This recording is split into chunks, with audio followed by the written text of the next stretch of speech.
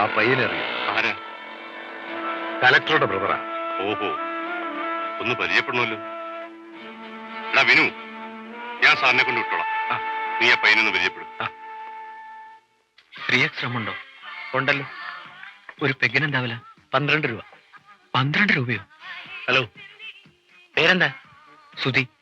സുധാകരൻ. ഞാൻ വിനോദ് കുമാർ. വരൂ, ഇവിടെ നിൽക്കണ്ട, റൂമിലിരിക്കാം.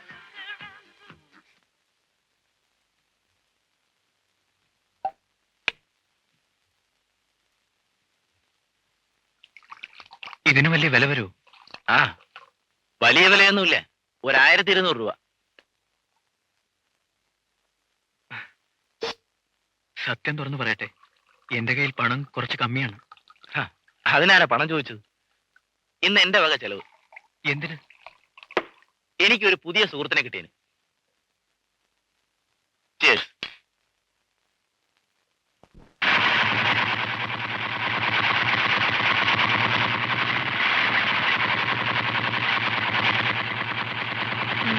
പഠിച്ചു. കുഞ്ഞേട്ട മോട്ടോർ സൈക്കിളിൽ പോകുന്നത് കാണാൻ നല്ല രസമുണ്ടല്ലേ അമ്മേ? എനിക്കും അതിന്റെ പിന്നിലൊന്ന് കയറണം. ആ, എന്നിട്ട് വേണം ഉരുണ്ട് വീണ് കൈയും കാലും ഓടിക്കാൻ, ആരും കാണാത്ത പോലെ.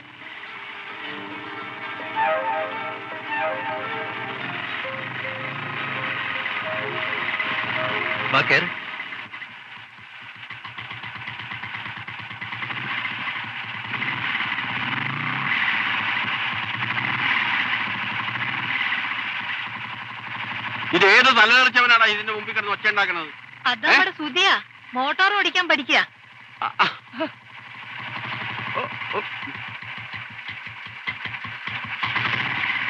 എടാ, എനിക്കിവിടെ ജോലി ചെയ്യണം. നിങ്ങൾ എന്ത് വിചാരിച്ച ഇറങ്ങി പുറപ്പെട്ടിരിക്കുന്നേ? ഇങ്ങനെ ഉപദ്രവിക്കാൻ തുടങ്ങിയ കഷ്ടമാണ്. അവൻ ഇപ്പൊ എന്താ ചെയ്തേ? ഈ മോട്ടോർ ഒന്ന് ഓടിച്ചു എന്ന് വെച്ച് നിനക്കെന്താ? എനിക്കിത്തിരി സമാധാനം വേണം. വായിക്കാൻ പഠിക്കാനൊന്നും അല്ലല്ലോ, കടലാസിലൊക്കെ ഒപ്പ് വെച്ചാ പോരെ. എവിടെ നിന്ന് കിട്ടിയത്? എന്റെ ഒരു ഫ്രണ്ടിന്റെ. കൂട്ടുകെട്ട് കുറെ കൂടുന്നുണ്ട്. അകത്ത് വരുന്ന പോലെ പഠിക്കടി. ഓരോ വേഷം കെട്ടല്. സോറി കേട്ടോ, ചേട്ടനൊരു ടൈപ്പാ. ഓ, ഇറ്റ്സ് ഓൾ റൈറ്റ്.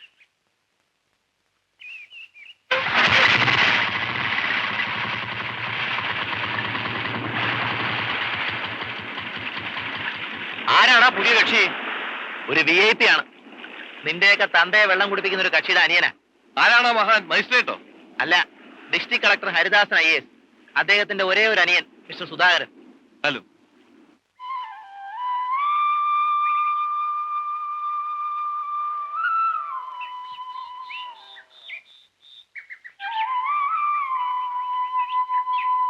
എത്ര ഉണ്ടാവും? 4-4.5 കണ്ടേക്കും. അയ്യോ, തീരെ കുറഞ്ഞു പോയി. പിഴിഞ്ഞു കറക്കാത്തോണ്ടാ. പാരക്ക് അത് നല്ല വശമില്ല. പഠിക്കണം. ഓ, ഇനിയിപ്പൊ ഞാൻ പശുവിനെ കറക്കാനും പാല് വിൽക്കാനും നടന്ന അവന് കുറച്ചില്ലല്ലേ? അതെ.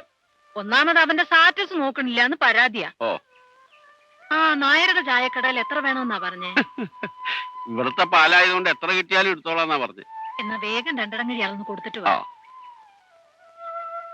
ഇത്തിരി വെള്ളം ഒഴിച്ചോ, പാലിന് ഭയങ്കര കട്ടിയാ. കറവ നിക്കാറായ പശുവല്ലേ, നല്ല കട്ടി കാണും. വരേ. ഓ, എത്ര പ്രാവശ്യം വിളിക്കണം നിങ്ങളെ? ഞാൻ ഇവിടെ ഒന്ന് കറന്നു കൊടുക്കുകയായിരുന്നു. തനിക്ക് അതാണോ ജോലി? സമയത്ത് കറന്നില്ലെങ്കിൽ പശുവിന്റെ അകട്ടിൽ നീര് വരും മോനെ.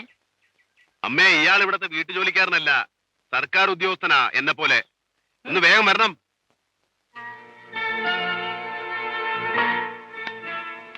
ആഹാ, എന്താണ് ഒറ്റയ്ക്കൂടെ ഇരുന്നത്? വിനുവിനെ കണ്ടില്ലേ? ഞാൻ ഇത്തിരി ധൃതിയിലാണ്. തന്റെ ചേട്ടൻ എന്നെ ഒരു പുലിവാലി പിടിപ്പിച്ചു. നമ്മുടെ ഹോട്ടലിനൊരു ഭാഗം ഒളിപ്പിക്കുന്ന വാശിയിലാണ് മൂപ്പര്. സാരല്ല, ഞാനങ്ങനെ പെട്ടെന്ന് തോറ്റെടുക്കുന്ന ആളൊന്നുമല്ല. സുധാകരിക്ക്.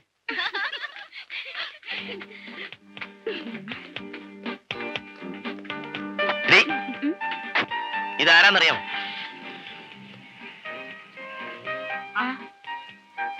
നിന്റെ ആരാധ്യ കഥാപാത്രമല്ലേ കളക്ടർ, അങ്ങേരുടെ അനിയനാ. എന്റെ സിസ്റ്ററാ ജയശ്രീ. അവളുടെ കോളേജിൽ ഒരു ഫംഗ്ഷന് തന്റെ ചേട്ടൻ ചെന്ന് പ്രസംഗിച്ചു. അവക്ക് നന്നായി ഇംപ്രസ് ചെയ്തു. അതിനൊക്കെ ചേട്ടൻ എടുക്കണ. ട്യൂട്ടോറിയൽ കോളേജിൽ 4-5 കൊല്ലം കിടന്ന് തൊണ്ട പൊട്ടിച്ചതാ. മോനെ, ശേഖരമ്മാവനും രാധികയും വന്നിട്ടുണ്ട്. എന്താ വിശേഷം? അവർക്ക് ഇങ്ങോട്ട് വരാൻ വിശേഷം വല്ലതും വേണോ? പിന്നെ ഇനിയും നീട്ടിക്കൊണ്ട് പോകാതെ ഉടനെ കല്യാണം നടത്തണമെന്നാ അവൻ പറയണേ. ആരുടെ കല്യാണം? ഇത് നല്ല ചോദ്യം. നിന്റെ രാധികയുടെ. എന്നിട്ട് അമ്മ എന്ത് പറഞ്ഞു? ഞാനെന്ത് പറയാനാ? അവള് നിനക്ക് അവകാശപ്പെട്ടതല്ലേ? പിന്നെ കഴിഞ്ഞ കാര്യങ്ങൾ മനസ്സിൽ വെച്ചോണ്ടിരുന്നിട്ട് എന്താ? ഓ, ആലോചനയും കൊണ്ട് നമ്മുടെ അടുത്തേക്ക് വരേണ്ട കാലം ഈശ്വരൻ ഉണ്ടാക്കിയല്ലോ, അത് മതി. അത് നടക്കൂലമ്മേ. അമ്പാട്ട ശേഖരൻ നായരുടെ മോൾ എന്റെ മനസ്സിലുണ്ടായിരുന്ന ഒരു കാലം ഉണ്ടായിരുന്നു, 10-15 കൊല്ലം മുമ്പ്. അന്ന് ആ പടി കയറാൻ അർഹതയില്ലാത്ത തെണ്ടിപ്പിള്ളേരുടെ പട്ടികയിലായിരുന്നു എന്റെ സ്ഥാനം. അതൊന്നും മറന്നിട്ടില്ലമ്മേ. മോനെ, അവളൊരു പാവം പെണ്ണ. എനിക്ക് അവളോട് വെറുപ്പില്ല. പക്ഷേ ഇന്ന് ശോഭയുടെ സ്ഥാനത്ത് എനിക്ക് അവളെ കാണാൻ കഴിയും. അത്രയ്ക്ക് ഔദാര്യമൊന്നും നീ കാണിക്കണ്ട. ഒരു IAS കിട്ടിയെന്ന് വിചാരിച്ച് നീ അത്രയ്ക്ക് യോഗ്യനുമാവണ്ട. നിന്നെ പോലെ 10 IASകാരെ വേണമെങ്കിൽ എനിക്ക് കിട്ടും. കിട്ടുമായിരിക്കും, പക്ഷെ ഹരിദാസിനെ കിട്ടില്ല. രാധികേ, നമുക്ക് പോവാം. ഈ രാത്രിയിലോ? ശേഖര, ഞാൻ പറയുന്ന ഒന്ന് കേക്ക്. ഒരാളെ ഒന്നും പറയണ്ട. ഇന്നോടെ അവസാനിക്കാണ് ഈ ബന്ധം. പോട്ടെ കളക്ടർ സാറേ.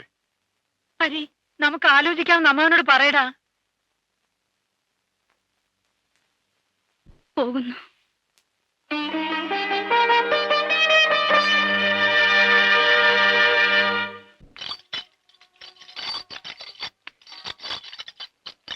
ഈ കുറ്റി അടിച്ചിരിക്കുന്നത് മുതൽ റോഡിന്റെ സ്ഥലമാണ് sir.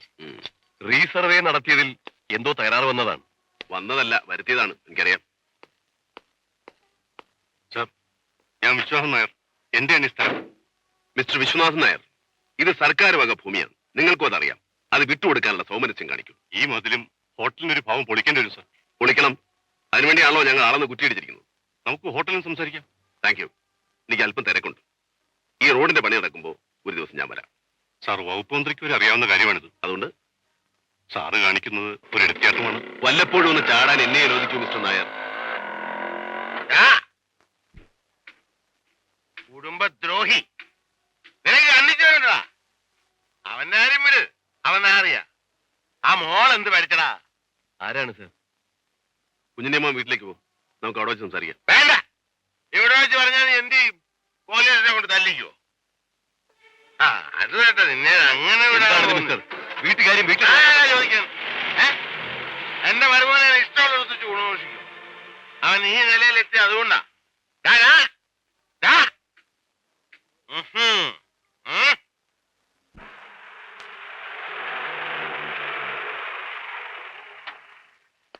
Sir, secretary John Mathai sir ടി വിയിൽ വെയിറ്റ് ചെയ്യുന്നു. എപ്പോ വന്നു? ഉച്ചയ്ക്ക് വന്നാണ്. സാറിനെ ഉടനെ കാണണമെന്ന് പറഞ്ഞു. Come in. Yes, come in. Good morning sir. ഇരിക്കൂ. Thank you. താൻ എവിടെയാണ് ഈ ഓടിപ്പാഞ്ഞ് നടക്കുന്നത്? ഈ ജില്ല മുഴുവൻ സഞ്ചരിക്കേണ്ട ബാധ്യത എനിക്കുണ്ട് സർ. TA എഴുതിയെടുക്കാമല്ലോ അല്ലേ? അങ്ങനെ വ്യാഖ്യാനിക്കുന്നതിൽ ഖേദമുണ്ട് സർ. താൻ പോലീസിന്റെ കാര്യങ്ങളിൽ ഇടപെടുന്നു എന്നൊരു അലിഗേഷൻ ഉണ്ടല്ലോ. ഞാൻ ജനങ്ങളുടെ പ്രശ്നങ്ങളെ ഇടപെട്ടിട്ടുള്ളൂ. വടകര താലൂക്ക് ആശുപത്രിയിൽ പുതിയ വാട്ടർ ടാങ്ക് കെട്ടാനുള്ള ഫയലിന് തനിക്കെന്താ അബ്ജക്ഷൻ? സാർ, വാട്ടർ ടാങ്ക് കെട്ടുന്നതിന് ഞാൻ എതിരല്ല. പക്ഷെ അതിന്റെ ഉദ്ദേശം ശുദ്ധജല വിതരണമായിരിക്കണമെന്ന് മാത്രം. കോൺട്രാക്ടർമാരുടെ ലോറി വരാനുള്ള സൗകര്യം മാത്രം നോക്കിയാൽ ടാങ്ക് ഒരു പ്രദർശന വസ്തു മാത്രമായി തീരും. നിങ്ങളൊരു നക്സലൈറ്റ് ആണോ? മിസ്റ്റർ ഹരിദാസൻ, ആ ഹോട്ടൽ പൊളിപ്പിക്കാനുള്ള ശ്രമം അങ്ങ് ഉപേക്ഷിച്ചേക്കൂ. സാർ, അത് സർക്കാർ വക ഭൂമിയാണ്. ആ റോഡ് ഗതാഗത യോഗ്യമാക്കിയാൽ നഗരത്തിലെ തിരക്ക് 30% കുറയും. No arguments. മന്ത്രിയുടെ നിർദ്ദേശമാണ്. You must obey. കഷ്ടമാണ് സർ. കലക്ടറുടെ ബംഗ്ലാവിൽ വെള്ളം ചേർത്ത് പാൽക്കച്ചവടം നടത്തുന്നതിനേക്കാൾ കഷ്ടമുണ്ടോ മിസ്റ്റർ ഹരിദാസ്? ഞാനിവിടെ പറഞ്ഞു കേൾക്കുന്നൊരു തമാശ പറഞ്ഞതാ.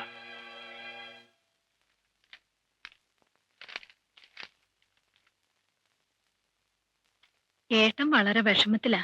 എന്തിനാ അയാൾക്ക് വിഷമം? എന്നെ നാട്ടുകാരുടെ മുമ്പിൽ വെച്ച് അവമാനിക്കാനല്ലേ അയാൾ വന്നത്? എല്ലാരും കൂടെ എന്നെ ഇവിടെ പരിഹാസപാത്രമാക്കും. ഇപ്പൊ തന്നെ കളക്ടറുടെ ബന്ധുക്കളുടെ അൽപ്പത്രം വില്ലേജ് ഓഫീസിൽ വരെ ഒരു നേരം പോക്കാ. നിനക്ക് കുറച്ചിലാണെങ്കിൽ ഞങ്ങൾ അങ്ങ് പോയേക്കാം. അതല്ലമ്മേ ഞാൻ പറയുന്നത്. എനിക്കിങ്ങനെ ഒരു സ്ഥാനത്ത് ഇരിക്കേണ്ടി വന്നതുകൊണ്ട് അതനുസരിച്ച് നിങ്ങളും പെരുമാറണമെന്നേ ഞാൻ പറഞ്ഞുള്ളൂ. ഒരു തെറ്റ് പറ്റിപ്പോയി, മാപ്പാക്കണം. വരുമ്പോഴൊക്കെ ഓരോ പ്രശ്നങ്ങൾ ഉണ്ടാക്കിയിട്ട് മാപ്പ്. കള്ളത്തരാ ഇത്. എന്നെ നാണം കെടുത്തണം തന്നെയാ നിങ്ങളുടെയൊക്കെ മനസ്സിലിരിപ്പ്. മോനെ, അമ്മാവൻ അങ്ങനൊന്നും സ്വപ്നത്തിൽ പോലും കരുതിയിട്ടില്ലടാ. രാധിയെ കിടന്ന് കരയാന്ന് കേട്ടപ്പോ മനസ്സിന് വലിയ വിഷമം തോന്നി. കുറെ കുടിച്ചു. അപ്പൊ നിന്നോട് എനിക്ക് ഭയങ്കര ദേഷ്യം തോന്നി. ഇങ്ങോട്ട് വരണമെന്ന് കരുതിയതല്ല, വന്നുപോയി. എന്താ ചെയ്യ? രാധിക പാവാ, നല്ലവളാ. ഞാൻ പറഞ്ഞു ഏട്ടാ, അവൾ ഒറ്റ മോളല്ലേ ഉള്ളൂ. ഈ കാണാവുന്ന സ്വത്ത് മുഴുവൻ ഇവന് കിട്ടില്ലേ? നിനക്ക് സ്വത്താ നോട്ടം. അതും നോക്കണമല്ലോ. പക്ഷെ സ്വത്തിന്റെയും ബന്ധത്തിന്റെ ഇടയ്ക്ക് എന്റെ മനസ്സൊന്നൊരു സാധനമുണ്ട്. അതെന്താ ആരും നോക്കാത്തത്? അവൻ പറഞ്ഞത് ശരിയാ. ഈ കാര്യത്തിൽ സ്വന്തം ഇഷ്ടാ വലുത്. മോൻ ആർക്കെങ്കിലും വാക്ക് കൊടുത്തിട്ടുണ്ടോ?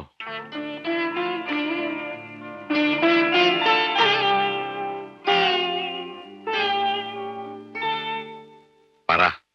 അങ്ങനെ ഉണ്ടെങ്കിൽ അത് തന്നെ നടക്കണം. വാക്ക് കൊടുത്തിട്ടില്ലെങ്കിലും എനിക്കൊരു പെൺകുട്ടിയോട് ഇഷ്ടമുണ്ട്. പിള്ള സാറിന്റെ മകൾ സുധർമ്മ. നല്ല പെൺകുട്ടിയാ.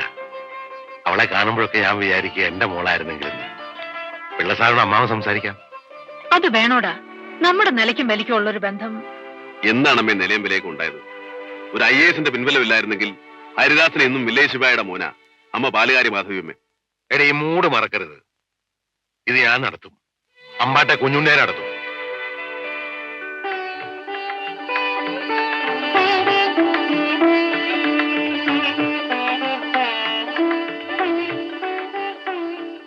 മനസ്സ് നിറഞ്ഞു പ്രാർത്ഥിച്ചുവല്ലേ? ഞാനും. മൂടിക്കെട്ടി നിന്നത് പെയ്തൊഴിഞ്ഞ പോലൊരു സുഖം മനസ്സിന്. എന്തായിത്തീരുമെന്ന് അച്ഛൻ എന്നും പേടിച്ചിരുന്നു. ഹരിയേട്ടനെ അച്ഛന് വിശ്വാസം ഉണ്ടായില്ലേ? അതുകൊണ്ട് എന്താ കാര്യം? ഒരാളും പൂർണ്ണമായിട്ടും സ്വതന്ത്രനല്ല മോളെ. എനിക്ക് ഉറപ്പായിരുന്നു. കണ്ണീരോടെ ഞാൻ പ്രാർത്ഥിച്ചൊന്നും നടക്കാതിരുന്നിട്ടില്ല.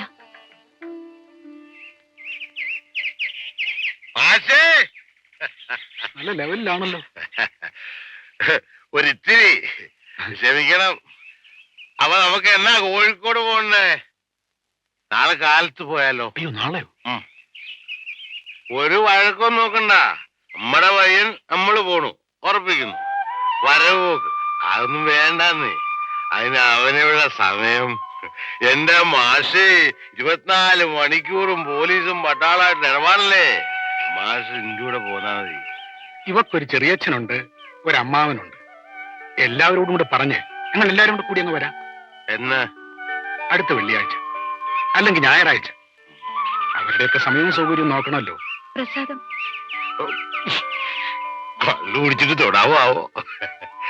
സാരില്ല, എന്റെ മോള് തരുമ്പോ. വരൂ.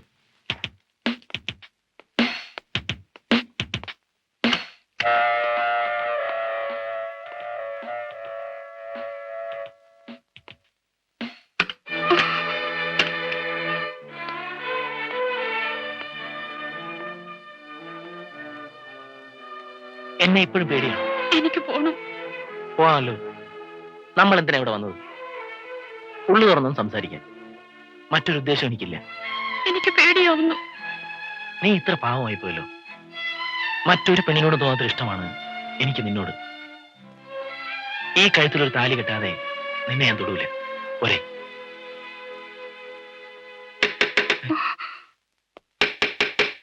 വാ.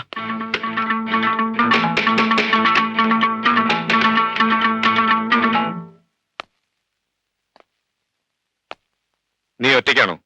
അതെ. ഒറ്റയ്ക്കാണെങ്കിൽ ആരെയാ നോക്കിയത്? ഓ, അത് ശരി. പട്ടാ പകൽ വ്യഭിചാരമാണല്ലടാ. ഇറങ്ങി വാടി. കരഞ്ഞു കാണിക്കാതെ കൂടെ ഇറങ്ങി വരാൻ.